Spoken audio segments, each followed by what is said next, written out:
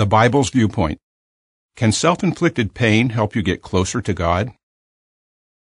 Most people recoil at the idea of self-inflicted pain. Yet worshippers who have tormented their bodies with such practices as self-flagellation, extreme fasting, and wearing coarse hair shirts that irritate their skin have been celebrated as examples for the God-fearing.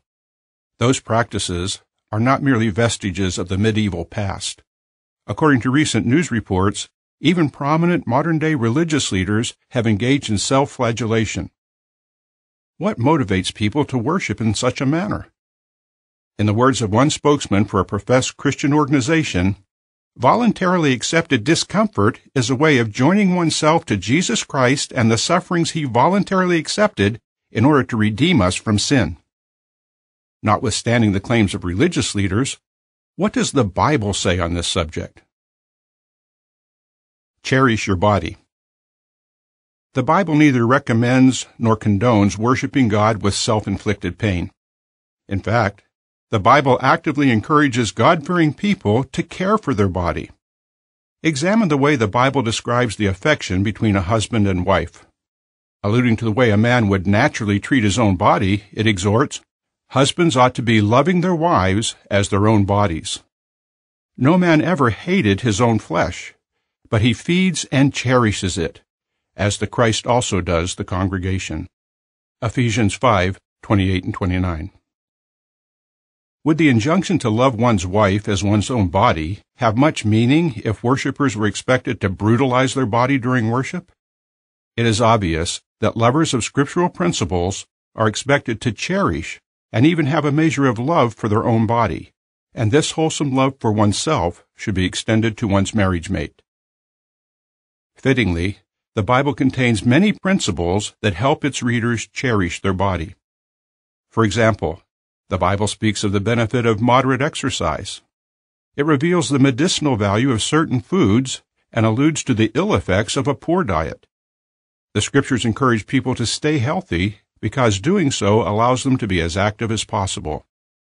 If Bible readers are expected to protect their health in these ways, how could they also be expected to harm their body? Should Christians reenact Jesus' suffering? Still, some organizations mistakenly focus on the suffering endured by Jesus and his early followers to encourage self-torment today. But the suffering described by God's servants in the Bible was never self-inflicted. When Christian Bible writers pointed to Christ's suffering, they did so to encourage Christians to endure persecution, not to cause their own persecution.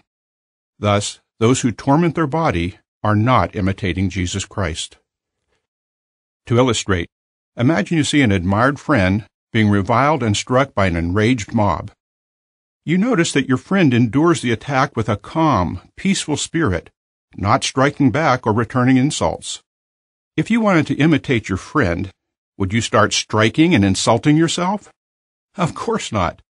That would be imitating the actions of the mob. You would simply try to avoid retaliating if you came under a similar attack. Clearly, then, Christ's followers are not expected to inflict pain on themselves as if they needed to mimic the enraged mobs that tormented and sought to kill Jesus. Instead, when they suffer persecution, they are to imitate the calm, peaceful way Jesus endured hardship. An unscriptural perversion. Even before the Christian era, the scriptures governing Jewish life and worship prevented the Jews from doing anything that harmed their flesh. For example, the law explicitly forbade the Jews to cut themselves, a practice that was evidently common in ancient non-Jewish nations. If God did not want the body cut, neither would he want it scarred by whips. The Bible standard is clear. Intentionally harming one's own flesh in any way is unacceptable to God. Just as an artist wants his work to be respected, Jehovah God, the Creator, wants his creation, the human body, to be respected. Actually, self-mortification does not bolster one's relationship with God. Rather, it cripples it and perverts the teachings of the Gospels.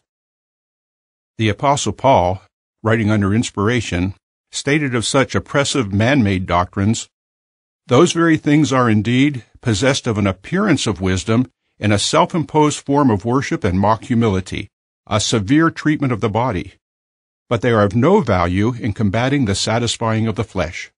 Colossians 2:20-23. The practice of inflicting oneself with pain is truly of no use at all in helping one get closer to God.